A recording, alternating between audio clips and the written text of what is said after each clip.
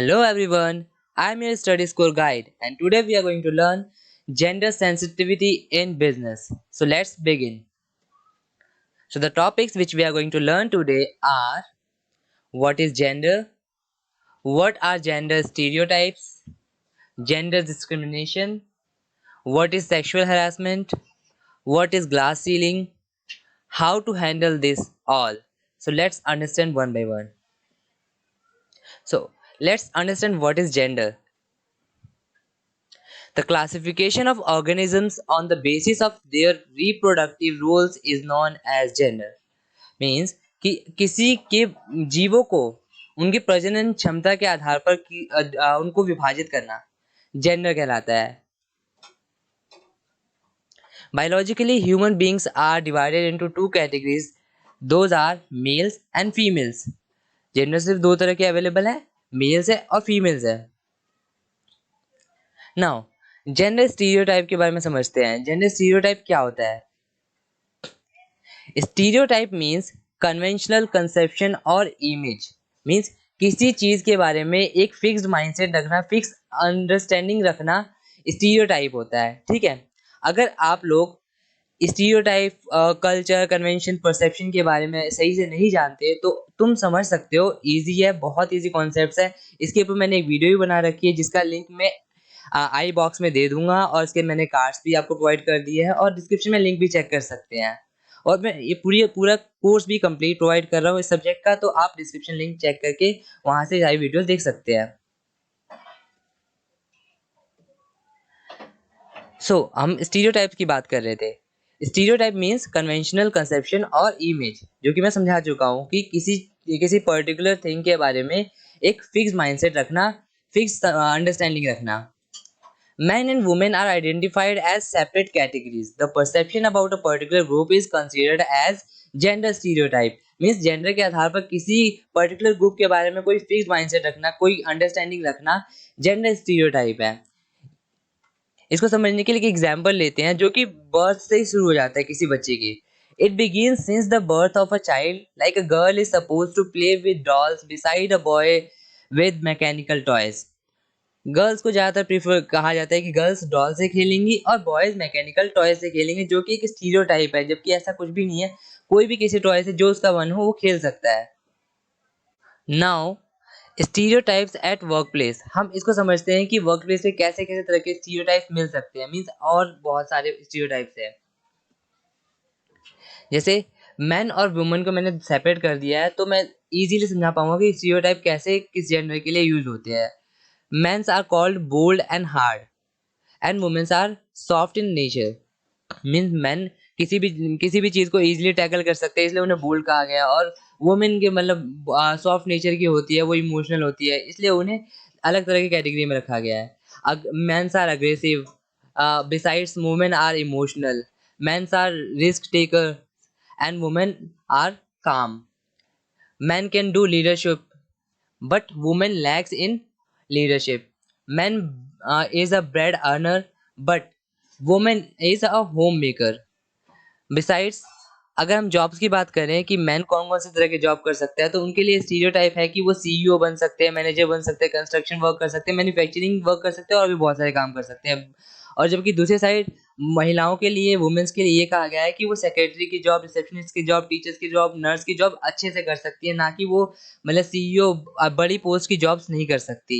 ये सब स्टीरियोटाइप है जो कि मतलब लोगों के माइंड में पहले से ही फिक्स्ड है. नो, जेंडर डिस्क्रिमिनेशन को समझते हैं. अभी स्टीरियोटाइप समझा, अब उसके बाद डिस्क्रिमिनेशन को समझते हैं.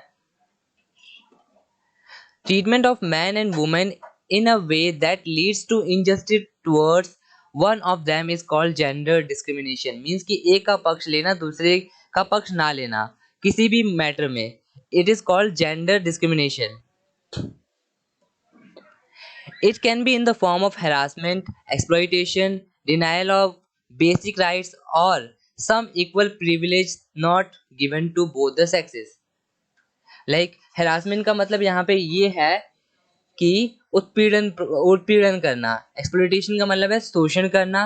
डिनायल ऑफ बेसिक राइट्स मतलब जो बेसिक राइट्स रिक्वायर्ड होती है एक ह्यूमन बीइंग को, वो ना देना.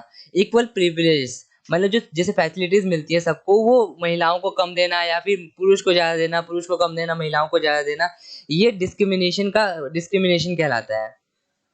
और इस तरीके से डिस्क्रिमिनेशन को हम देख भी सकते हैं। Some of these are, women are considered inferior to man. लोगों मीन्स महिलाओं को आदमियों के मुकाबले कम समझा जाता है।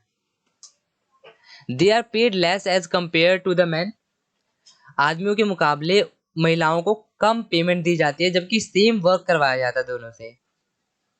They are denied top level positions. और जब रिक्रूटमेंट होती है या फिर जब प्रमोशन की बारी आती है, तो महिलाओं को साइड में रख के मैन को प्रमोशन जल्दी दे दिया जाता है और वुमेन को बहुत देर तक वेट कराया जाता है। उनको टॉप लेवल की पोजीशंस प्रोवाइड नहीं भी की जाती बहुत हद तक। नाउ ग्लास सीलिंग को समझते हैं। ग्लास सीलिंग के लिए मैंने नीचे हिंदी में मीनिंग रख दिया है, कांच की छत। कांच की छत आपने नहीं देखी होगी, कांच की छत बहुत रेयर होता है, क्योंकि ये आर्टिफिशियल चीज है, दिखावे की चीज है। और जो नॉर्मल छत होती है वो क्या कहते हैं, ईंट पत्थर की बनी होती है। अब इसको समझते हैं, यहाँ पे कोरिलेट करते हैं कि ग्लास सीलिंग के लिए मैंने कांच की छत यहाँ पे क्यों लिखा। Glass ceiling is an artificial barrier which is based on attitudinal or organizational bias that prevents women from advancing to leadership positions. Means glass ceiling एक artificial barrier है।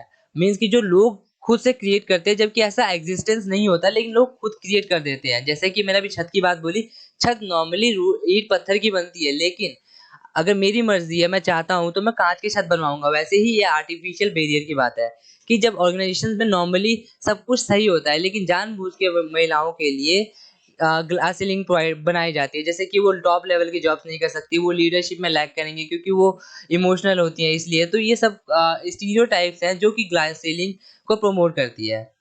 It is based on stereotypes like women are incapable of holding positions which involves decision making. Means women वो position नहीं ले सकती जिसमें decision making की जरूरत होती है। They are denied higher position because they are women. वो महिलाएं हैं, इसलिए उन्हें हायर पोजीशन देने से मना कर दिया जाता है। They are considered fit for only light jobs like teachers, receptionist, secretaries, doctors etcetera. Now sexual harassment को समझते हैं। सेक्सुअल हरासमेंट क्या होता है? Sexual harassment is the form of harassment in which one sex harasses the other sexually. Means किसी को sexually basis पर परेशान करना, मीन्स एक सेक्स दूसरे सेक्स को जेंडर परेशान करता है। Sexual harassment includes the physical advancement और contact made by a gender towards the other. Means कि जैसे परेशान करने के नेचर से या फिर बैड काइंड ऑफ टच करना। Physical advancement, contact made by genders towards other एक सेक्सुअल हरासमेंट का एग्जांपल है। The demand of sexual favour to show pornography material, obscene dirty remarks और अब्यूज, किसी को अब्यूज करना। Non verbal conduct of sexual nature. Now ये सब थे हरासमेंट के वेज की। मीन्स ऑर्गेनाइजेशन में किस किस तरीके से हरासमेंट होती है, किस तरीके से हमने समझा कि स्टीरियोटाइप्स कैसे एग्जिस्ट होता है, कैसे ऑर्गेनाइजेशन के अंदर हम देख पाते हैं कि किस तरह के मीन्स स्टीरियोटाइप्स हैं।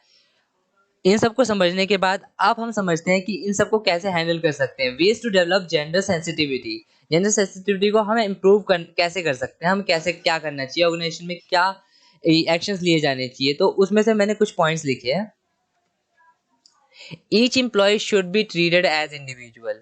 हर एम्प्लॉय को इंडिविजुअल काउंट करना चाहिए, ना कि उन्हें मेल और फीमेल के रूप में देखना चाहिए।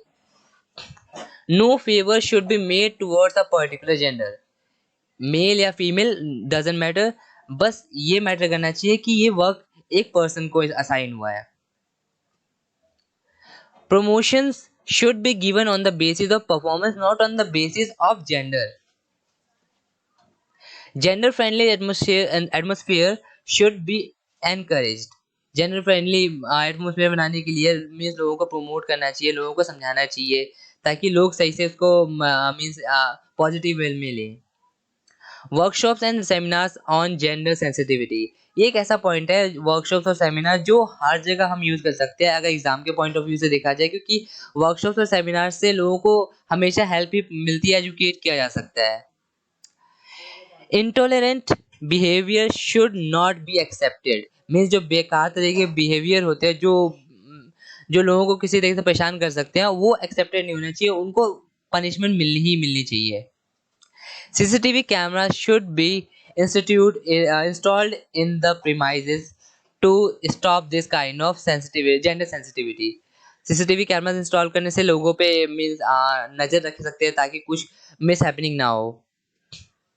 मैन शुड रिस्पेक्ट वुमेन, और आदमियों को महिलाओं की रिस्पेक्ट करनी चाहिए जिससे जेंडर सेंसिटिविटी इंप्रूव हो सकती है। So thanks for watching our video. Like, comment, share and subscribe to Study Score channel.